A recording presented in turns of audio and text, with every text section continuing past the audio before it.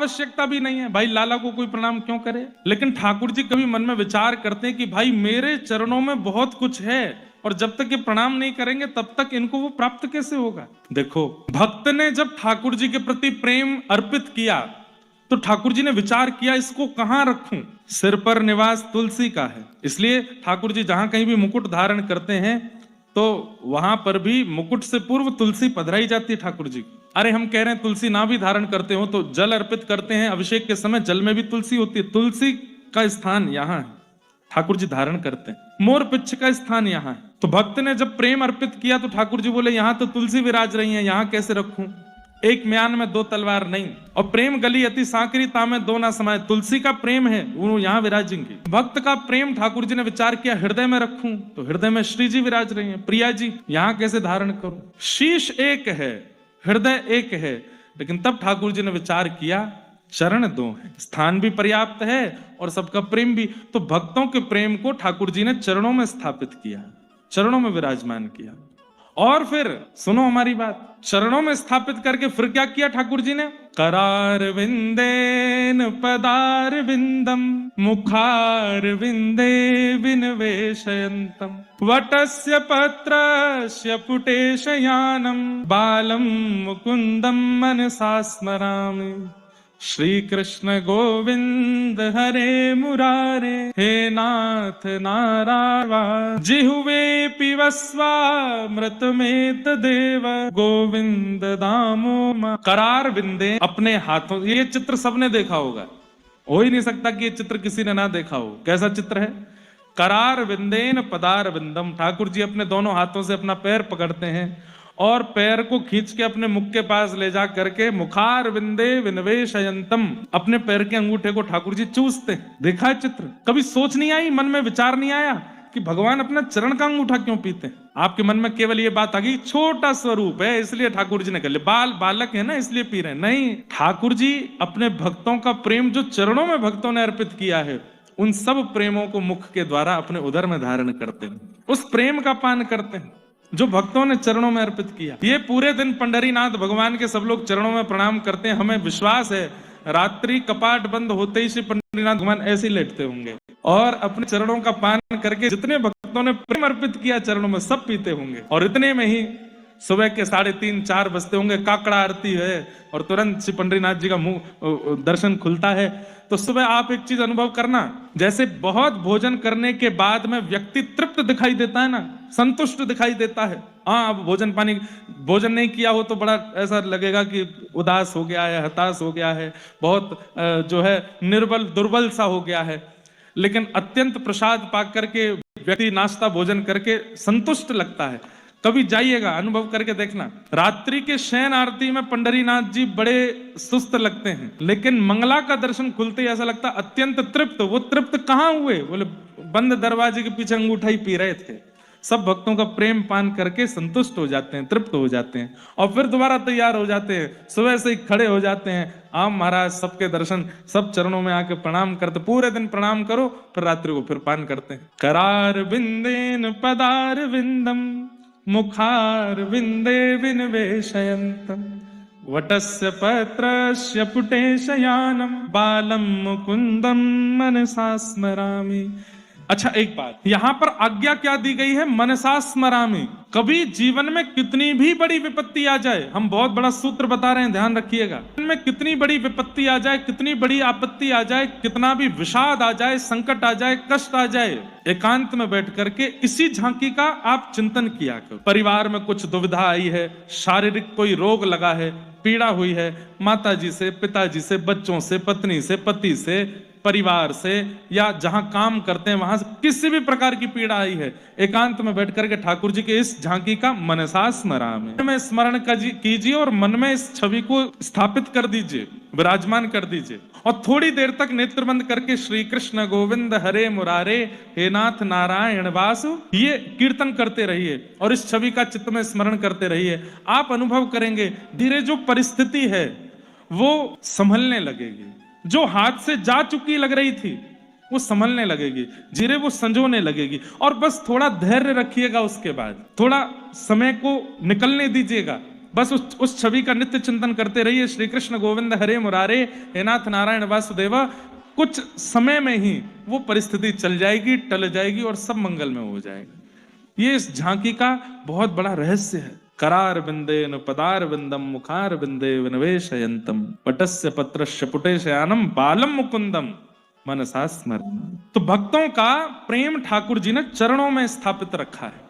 हम भक्तों को ठाकुर जी ने चरण दिए हैं, बोले यहां चढ़ाओ जो चढ़ाना है। तो ठाकुर जी ने मन में विचार किया, ये ब्रजवासी मेरे चरणन में प्रणाम तो करे ना है। तो भी ठाकुर जी के भी देते, मधुमंगल चला जनक प्रणाम कर ले। बोले हम बे तू कर ले मुझे प्रणाम। अल्लाह तू भगवान थोड़ा ही है, तू कोई देवता थोड़ी है तो प्रणाम करेंगे हम, तू कोई हमारा गुरु थोड़ा ही है।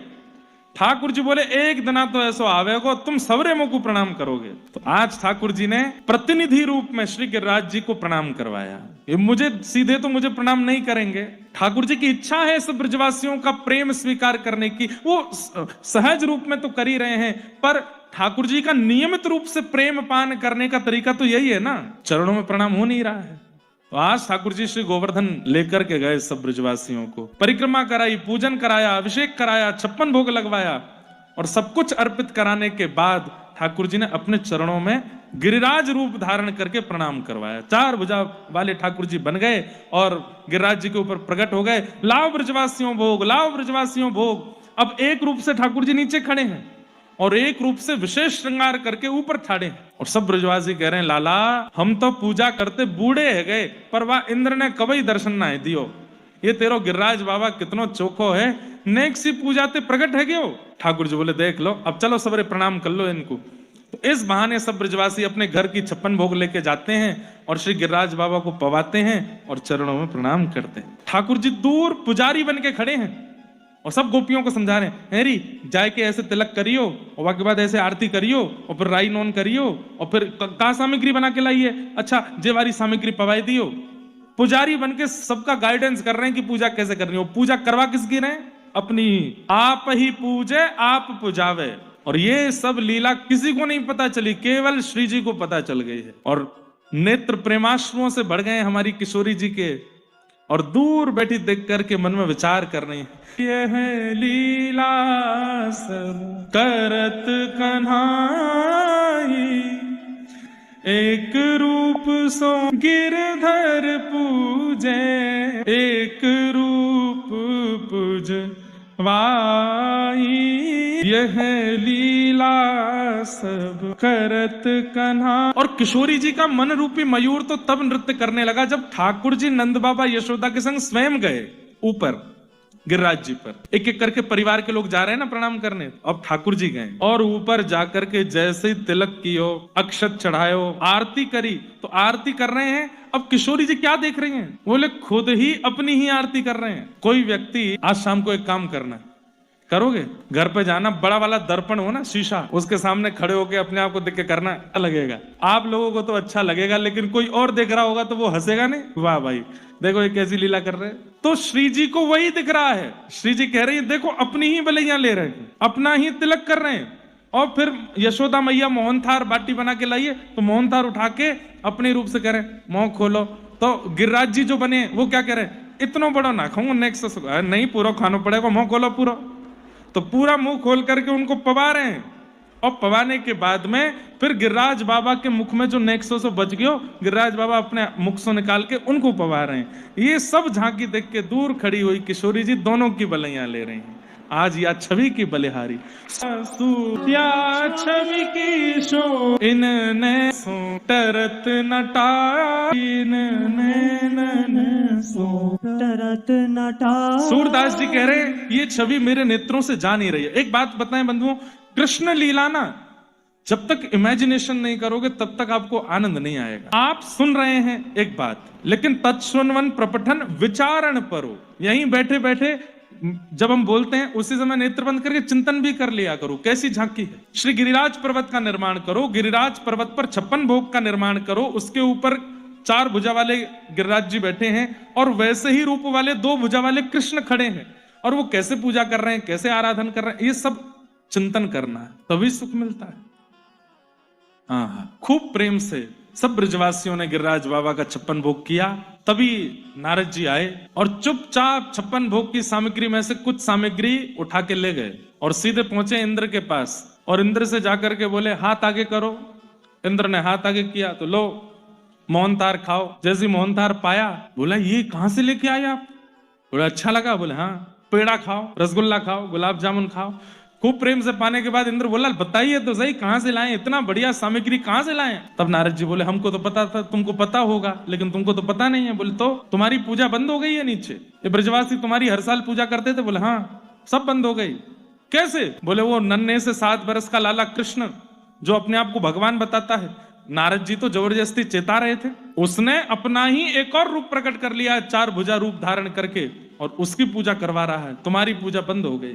अब देखिए कितनी बड़ी विडंबना वाली बात है। इंद्र को नहीं पता कि कृष्ण भगवान है, पता है, लेकिन कई बार व्यक्ति को अपनी सेवा, अपनी पूजा, अपनी मान, अपनी प्रतिष्ठा इतनी प्रिय होती है कि उसके आगे वो दूसरे की पूजा स्वीकार नहीं कर सकते। इंद्र को नहीं पता कि वो, भागवत जी में वर्णन आता है कि जब भगवान प्रकट हुए तब इंद्र ने भी स्तुति गाई थी।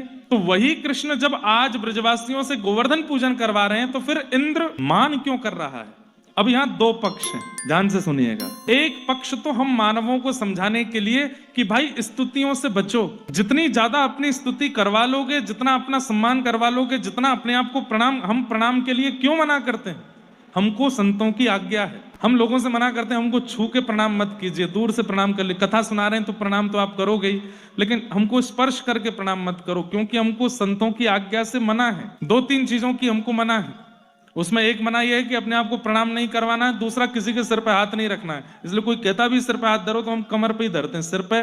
छोटे बच्चों को तो प्रेम देते हैं। अभी संत ने क्या सोच के कहा, उसके पीछे मुझे जो कारण लगता है वो ये कि एक बार चरण स्पर्श यदि हुआ तो बार बार इच्छा होने लगती है। और मान लीजिए 5 लोग आए, 3 ने प्रणाम नहीं किया, 3 ने प्रणाम किया, 2 ने नहीं किया, तो मन में क्या आएगा? आए तो एक साथ हैं, 3 कर रहे हैं, ये 2 क्यों खड़े हैं, इन्होंने क्यों नहीं किया? और यहीं से पतन शुरू हो जाता है। तो स्तुति के ज्यादा आदी मत रहो, सम्मान की बहुत इच्छा मत रखना, क्योंकि अपमान ज्यादातर उसी का होता है जिसका बहुत सम्मान हुआ हो, और अपमान का बोध भी उसी को होता है जिसने बहुत सम्मान करवाया हो। इसलिए सम्मान को सिर पर मत चढ़ने दीजिए। महादेव बनिए, वो नीलकंठ हैं, भरी सभा में दक्ष प्रजापति ने अपमान किया, कंठ में धारण कर लिया उस विष को अपमान के। बाकी सब देव हैं, वो महादेव हैं। सम्मान से बचिए बंधुओं। आप कुछ भी श्रेष्ठ करेंगे, कुछ भी अच्छा करेंगे, कुछ भी बहुत बड़ा करके आएंगे, दुनिया आपको सम्मान देगी। आपने उसको स्वीकार करना प्रारंभ किया, वहीं से आपका पतन होगा। ठीक है, लोग आपको प्रेज करते हैं, आपकी प्रशंसा करते हैं, आपके लिए अच्छा बोलते हैं, आपको सम्मान देते हैं, वो उनको करने दीजिए, आप उसको स्वीकार मत कीजिए। हाथ जोड़ के सिर झुका करके उसी समय अस्वीकार कर दीजिए। अस्वीकार का मतलब कोई गिफ्ट लाया तो फेंक मत दो, स्वीकार करो, पर मन में क्या विचार करो, अधिकारी नहीं हूं मैं इसका। किसी ने माला पहनाई तो माला स्वीकार तो करो, पर मन में क्या सोचो, मैं इसका अधिकारी कदापि नहीं हूं। ये है अस्वीकारीकरण, उसको स्वीकार मत करो। अस्वीकार करोगे तो उस स्थिति में पहुंच जाओगे कि जहां बड़े बड़े लोग नहीं पहुंच पाए, और जहां आपने तनिक से सम्मान को भी स्वीकार करना शुरू कर दिया वहीं रह जाओगे, उससे ऊपर नहीं जा पाओगे। इसलिए इंद्र के मान का एक कारण तो ये हम सबको समझाने के लिए है कि भाई स्तुति जब प्रिय लगने लगती है ना, तो इंद्र जैसा स्वभाव भी हो सकता है एक दिन कि भगवान की स्तुति हो रही है, ये इंद्र को स्वीकार नहीं हो रहा है, कहीं ऐसा हम ना कर बैठे, इसलिए ये बात बताई जा रही है। और दूसरा पक्ष बहुत सुंदर है। दूसरा पक्ष क्यों सुंदर है? बीच बीच में ये देवता भगवान के पास आते रहते हैं। तो एक बार इंद्र ने भगवान को यमुना जी के तट पर आकर के प्रणाम किया। बोले भगवान आपकी इतनी सुंदर लीला चल रही है ब्रज में, हम तो देख करके आनंदित हो रहे हैं। ठाकुर जी बोले तुमको हमारा एक काम करना। बोले क्या? बहुत ध्यान से सुनिएगा, सब लोग इधर देखो। तो भगवान ने इंद्र से कहा कुछ दिन बाद हम ब्रजवासियों को अपने चरणों में प्रणाम करवाएंगे, पर ये मुझे प्रणाम नहीं करेंगे, मेरे प्रतिनिधि श्री गिरिराज जी को प्रणाम करेंगे, और उसके लिए हम तुम्हारी पूजा बंद करवाएंगे। तुम क्या करना, तुम्हारी पूजा बंद हुई इसलिए कोपित होकर के खूब जोर की वर्षा करना, और इतनी वर्षा करना कि उस वर्षा से बचाने के लिए मैं गिरिराज जी को धारण करूंगा।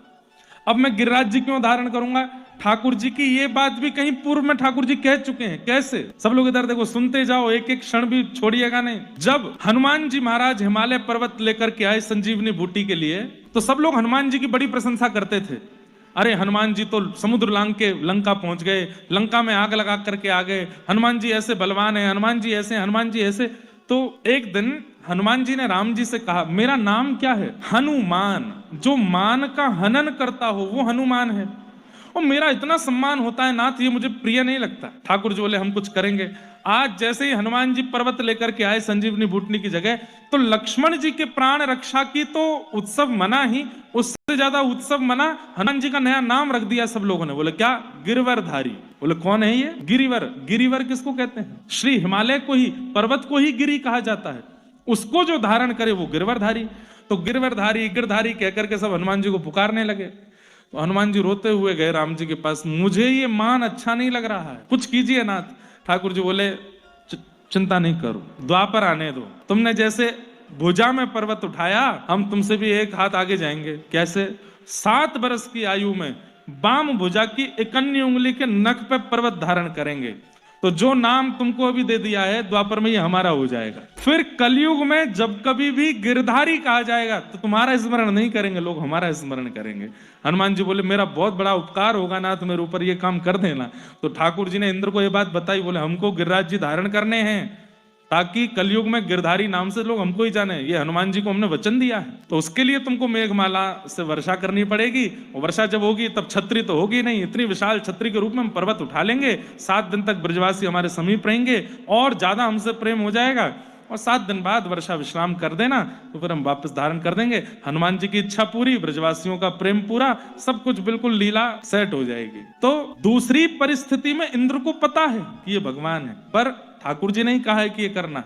जैसे राम कथा में कैकेयी जी को राम जी ने कहा है कि आप ही कर सकती हैं मुझे वन में भेजने की योजना पूरी, मेरा वन में जाना बहुत जरूरी है माँ, वहां इतने भक्तों को दर्शन देना है, वहां सबरी को दर्शन देना है, जटायु का उद्धार करना है, वहां जाके विभीषण को स्वीकार करना है, और ये सब नहीं हो पाएगा अगर मैं यहां रहूंगा। तो कैकेयी माता को राम जी ने ही कहा है कि आप ये करो। और तब समय आने पर कैकेयी मैया ने 2 वरदान मांग करके उसमें एक वरदान 14 वर्ष राम वनवासी। दशरथ जी आश्चर्य में है कि कैकेयी कैसे मांग सकती है ऐसा। और कैकेयी मैया के प्रसंग आप कभी सुनेंगे ना। एक बात बोलूं, महाभारत और रामायण, इसमें जिनके भी नाम क से शुरू होते हैं उनका चरित्र अद्भुत ही है। काकभुसुंडी, कैकेयी, यहां पर कृष्ण कथा में आ जाओ, कुंती, कर्ण, कृष्ण, कौन्तेय, अर्जुन। ये कोई ऐसी प्रमाणित बात नहीं है, लेकिन मेरे मन में ऐसा आता है कि क अक्षर से जिनके भी नाम हैं, राम कथा में हो चाहे आप अभी मैं और नहीं सोच पाया हूं, सोच लीजिएगा, केसरी नंदन हनुमान जी, जिनके भी नाम क से प्रारंभ हुए हैं, चाहे राम कथा में हो चाहे कृष्ण लीला में हो, उनका चरित्र प्रेरणादायक है, मानव को कुछ सिखाएगा। मानव के सीखने के लिए कर्ण का जीवन जरूर देखिए एक बार, भले ही वो कौरव पक्ष का था। तो इस प्रकार इंद्र के द्वारा जो ये लीला हुई है, इसके बारे में इंद्र को पहले से पता था। ये तो ठाकुर जी पूरा स्क्रिप्टेड करते हैं ना हम लोगों को ज्ञान देने के लिए। आकाश में मेघमालाएं गरजने लगी, गड़गड़ करके बादल गरजने लगे। ब्रजवासी बोले हम तो पहले ही मना कर रहे, या गिरिराज बाबा की पूजा मत करो, वह इंद्र की पूजा मत छोड़ो, है क्यों नाराज? ठाकुर जी बोले ऐसा मत करो भैया, जिनकी शरण में आए उन पर भरोसा करो, विश्वास करो। ब्रजवासी बोले अब हमें कोई ना बचा पाएगा, अरे प्रलय आ जाएगा, पूरी नगरी डूब जाएगी, सब जल मग्न है जाएगा। अविश्वास होने लगा। ठाकुर जी चमत्कार नहीं कर रहे हैं कृष्ण लीला में, लेकिन ठाकुर जी के मन में आया कि अगर अभी नहीं किया तो इनके मन में विश्वास नहीं हो पाएगा। और चमत्कार ठाकुर जी ने कोई मंत्र पढ़ के या कोई विद्या से गिरिराज जी उठाए नहीं, सब ब्रजवासियों को इकट्ठा करके ले गए। बोले गिरिराज जी से प्रार्थना करो, ये रक्षा करेंगे। अरे ये पर्वत हमारी रक्षा कैसे करेगा? बोले करो तो सही।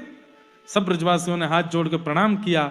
ठाकुर जी ने गिरिराज जी से कहा, हे गिरिराज बाबा, या इंद्र के कोप से हमारी रक्षा करो, मैं तो बालक हूं, पर कृपा करके आप हम सब पर अनुग्रह करो। और इतने में ही ठाकुर जी ने दोनों भुजाओं से जैसे ही गिरिराज जी को अधर किया, मानो रुई के फोहे के तरह गिरिराज जी हल्के हो गए और एक तरफ से अधर हो गए। 7 वर्ष के ठाकुर जी भीतर प्रविष्ट हो गए और अपने बाम हस्त की कन्नी उंगली के नख पर जैसे ही उठाए हैं, बोलो गिरवरधारी गोपाल की, श्री गिरिराज जी धारण है गए। सब ब्रजवासियों को ठाकुर जी ने बोला आ जाओ, सबरे आए के ठाड़े है जाओ। जैसे ही सबने देखा, अरे लाला ने पहाड़ उठा लियो, लाला ने पहाड़ उठा लियो, सब ब्रजवासी गए और अपनी अपनी छड़ी लगा करके खड़े है गए।